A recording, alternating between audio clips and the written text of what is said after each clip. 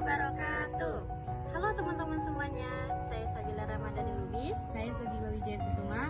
Nah, di video kali ini kami mau menyampaikan dakwah bilhaq lewat media sosial tentang pentingnya menjaga pohon dan alam sekitar kita. Teman-teman, di zaman sekarang media sosial bukan cuma tempat hiburan saja nih, tapi juga bisa menjadi sarana menyebarkan kebaikan dan bisa untuk ajakan positif untuk semua orang.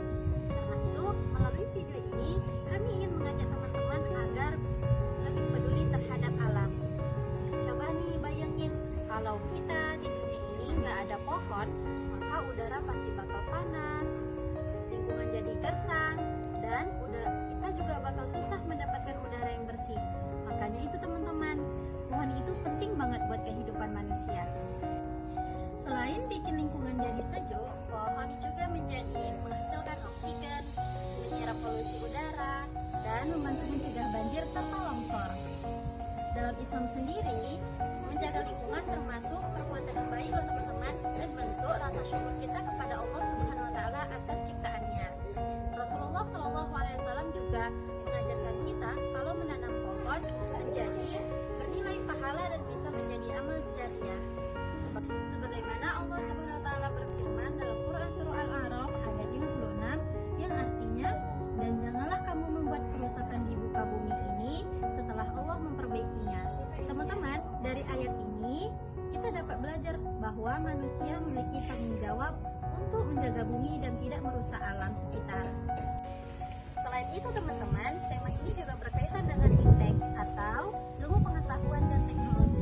Sekarang teknologi sudah banyak nih digunakan untuk menjaga lingkungan sekitar kita, seperti satelit pemantau hutan, penghijauan digital, dan penelitian tentang pelestarian tanaman.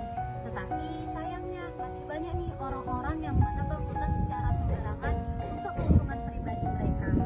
Nah, tanpa memikirkan dampaknya bagi alam sekitar kita. Nah, karena ini menjadi masalah yang perlu sekali kita pikirkan bersama-sama. Dampaknya bakal terasa banget nih buat kehidupan kita.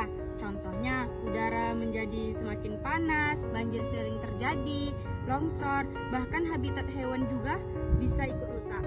Ini adalah dampak negatif dari kurangnya kepedulian manusia terhadap lingkungan.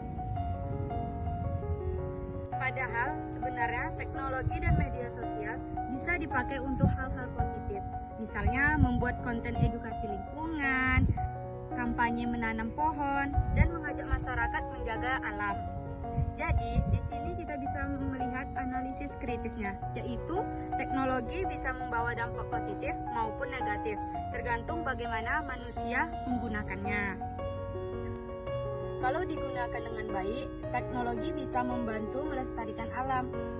Tetapi kalau disalahgunakan, justru bisa menyebabkan kerusakan lingkungan yang lebih besar.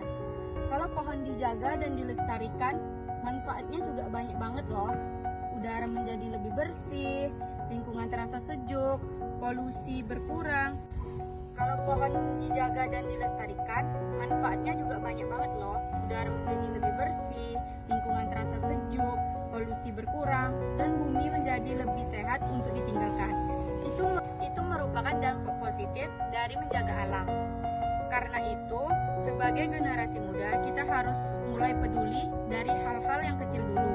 Contohnya, seperti menanam pohon, menjaga kebersihan, tidak membuang sampah sembarangan, dan menggunakan media sosial untuk menyebarkan ajaran kebaikan.